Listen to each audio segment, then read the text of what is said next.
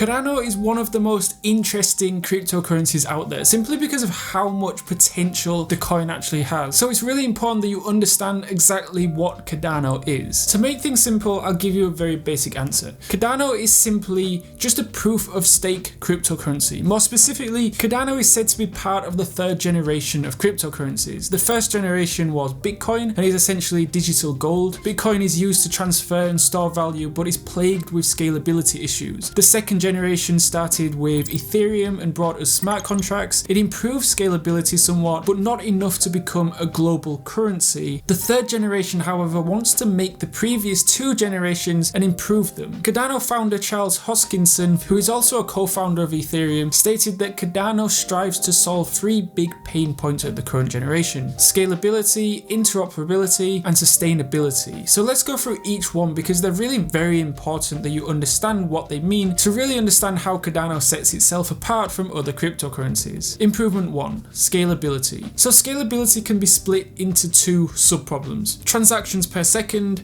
and network bandwidth. So let's start with transactions per second. Cryptocurrencies, more specifically Bitcoin, were built with a focus on decentralization and security. Transaction speed was not yet a crucial aspect. Bitcoin uses a transaction verification process called proof of work. It is decentralized and secure, but not very fast. In the meantime, speed of transaction became a crucial matter because cryptocurrencies became more than just digital money. Since Ethereum introduced smart contracts, people started using blockchain technology for far more than just digital money, and that meant that a lot of people started participating. You may have heard of network congestion and high gas fees on the Ethereum network, and that's where scalability becomes very important. So how can a project ensure that transaction speed increases as more users join the network? For this purpose, Cardano founder Hoskinson and his team chose to create their version of a newer, faster proof of stake mechanism rather than the older proof of work, Ouroboros. Ouroboros makes use of so-called epochs, which basically divide up who validates certain blocks in the blockchain. Epochs are then subdivided into slots, and for each slot, one node is chosen as slot leader who validates that slot. Nodes are just computers from people or organizations that run the blockchain. As user numbers and transactions grow, these slots can be subdivided again. You don't need to understand each of these terms, however, this is what enabled Ouroboros to scale up. It is a very complex system and really it warrants its own video. The second benefit to Cardano in terms of scalability is network bandwidth. And blockchains are stored in a P2P network. Each node in this network receives a copy of all new transactions. But imagine what happens if there are thousands of transactions per second. The node would need a lot of bandwidth to continuously download them, all which is not very scalable. Instead, Cardano wants to split up the network into subnetworks by using a technique called RINA, recursive internetwork architecture. And each node will be a part of a specific subnetwork and can communicate with other networks if needed. Improvement 2, interoperability. So this is a very kind of old technological problem. Think about the Wi-Fi network in your house. Your phone, your laptop, your iPad, and maybe even your smart fridge all have a Wi-Fi connection, but they also all need to talk with each other through the router. Imagine phones would only talk to phones, right? Or Samsung would only talk to Samsung devices. That wouldn't be exactly very useful. And this is why we have the transmission control protocol or the internet protocol. Now Cardano is actually aware of that and therefore allows people to easily bridge Cardano to other cryptocurrencies on different blockchains using something called KMZ sidechain protocol. Unlike other cryptocurrencies, Cardano knows it won't be the only cryptocurrency, and because of this, it proactively works on an interoperability solution using bridges. But there are not only cryptocurrencies, there is also a problem with government and banks. They shy away from cryptocurrencies because they don't adhere to regular banking laws. It's hard for them to trust a transaction in the crypto world because they don't have any metadata about that transaction. They like to know who made the transaction and for what reason. However, this is also very sensitive information, so the Cardano project wants to allow people to attach metadata to a transaction if they want to. And this would make the crypto world play nicer with the traditional banking world, but again, it would be up to the user to decide if he wants that or not. Improvement 3, sustainability. If Cardano or any other cryptocurrency is supposed to host much of our financial lives, obviously we need a way to guarantee that the system stays functioning and keeps evolving. Sustainability here doesn't necessarily mean environmentally sustainable, although because Cardano uses a proof of stake instead of proof of work mechanism, it is far more environmentally sustainable than other cryptocurrencies cryptocurrencies like Bitcoin and Ethereum. However, what we are talking about here is the network's ability to continuously make improvements and have a healthy developer community. Cardano solves this by establishing a treasury which collects fees from each transaction made. The treasury itself is a special wallet that isn't controlled by anyone. Instead, it's sort of a smart contract that can release a part of the fund to developers who wish to improve the Cardano protocol. To do this, developers have to submit a protocol to the community saying what they want to change and how much money they need for it. The community can then vote on the idea that they think is the most important. After a certain amount of time, the treasury takes the most popular proposal and gives them enough money so that they can develop their improvements. Over time, the treasury model will keep Cardano sustainable by providing a continuous stream of money that can be used to continue to do research and to improve the system. Cardano's real use cases. Some call Cardano the ghost chain because up until now, there is very little happening on this blockchain with regards to smart contracts and other use cases. However, in the roadmap published by the IOHK, the company developing Cardano, that seems to be part of the plan. As a methodical and precise organization, they defined 5 areas: foundation, decentralization, smart contracts, scaling, and then governance. Each of these areas take on a new challenge and adds new products and features to Cardano's capabilities. And according to the plan,